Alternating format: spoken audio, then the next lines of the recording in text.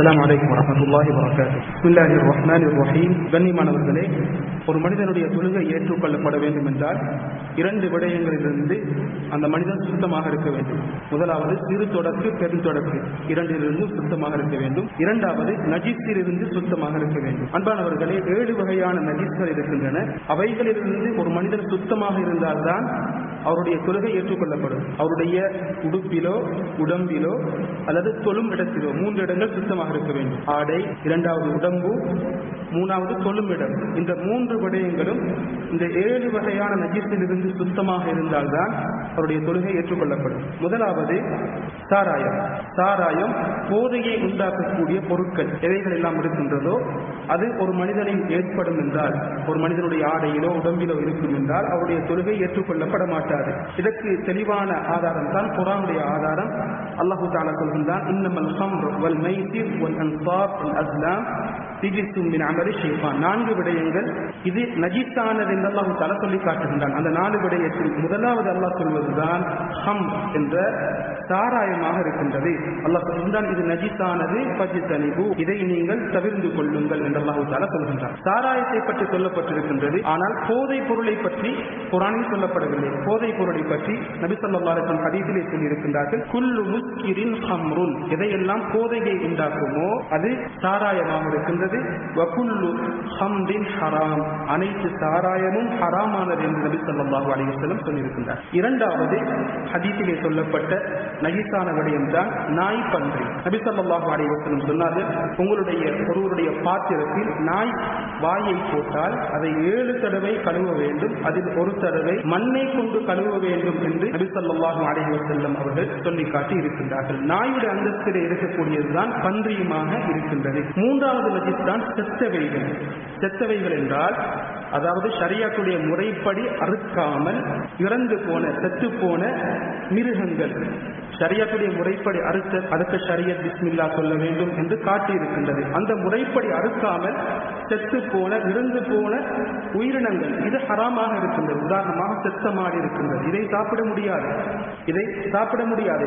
அல்லாஹ் தஆலா சொல்கின்றான், ஹுர்ரிமத் அலைக்குமுல் மைத்தா, உங்களுக்கு செத்தது ஹராமாக்கப்பட்டுள்ளது என்று அல்லாஹ் தஆலா சொல்கின்றான். செத்தவைகள் நஜீஸானது என்று வரும் பொழுது ஷரியத் 3 வகையான செத்த விடயங்களை ஹலாலாக்கி இருக்கின்றது. அவைகள் நஜீஸ் கிடையாது. அதில் ஒன்றுதான் மனிதன். மனிதன் மரணித்தாலும் நஜீஸாக மாட்டான்.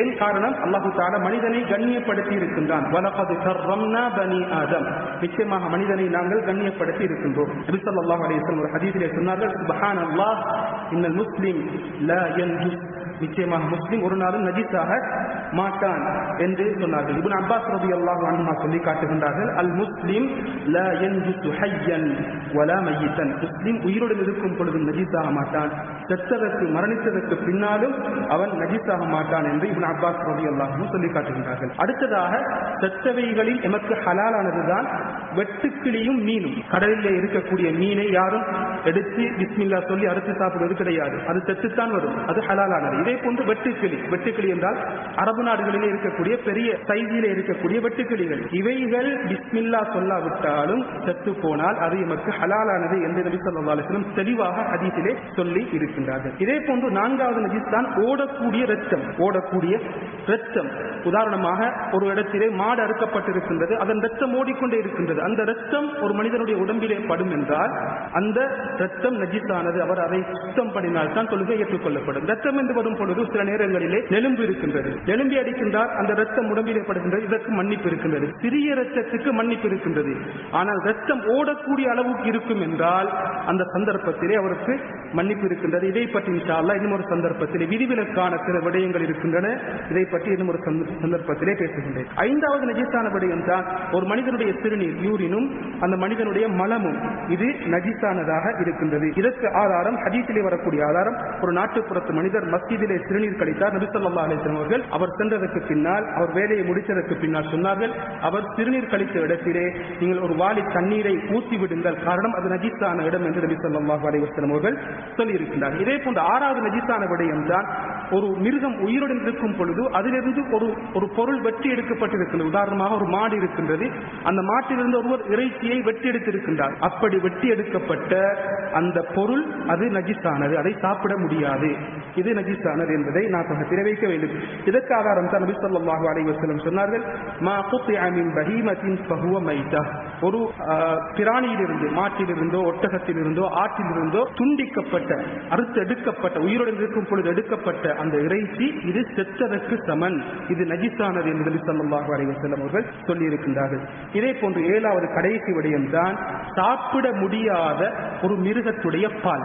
சாப்பிட முடியாத ஒரு மிருகத்துடைய பால் இருக்கின்றது. இந்த மிருகத்துடைய பாலை எமக்கு சாப்பிட முடியாது, அது நஜீஸான விடயமாக இருக்கின்றது. எனவே இந்த 7 வகையான நஜீஸ்களும் ஒரு மனிதனுடைய உடம்பிலோ அல்லது ஆடையிலோ உடுப்பிலோ அல்லது தொழும் இடத்திலோ படும் என்றால், இருக்கும் என்றால், அந்த மனிதனுடைய தொழுகை ஏற்றுக்கொள்ளப்பட மாட்டாது. அதிலிருந்து சுத்தமாக இருந்தால்தான் அந்த மனிதனுடைய தொழுகை ஏற்றுக்கொள்ளப்படும். அல்லாஹ் எம் அனைவருடைய தொழுகையை ஏற்றுக்கொள்வானாக. வ ஆஹிரு தஅவானா அல்ஹம்துலில்லாஹி ரப்பில் ஆலமீன். வஸ்ஸலாமு அலைக்கும் வரஹ்மத்துல்லாஹி.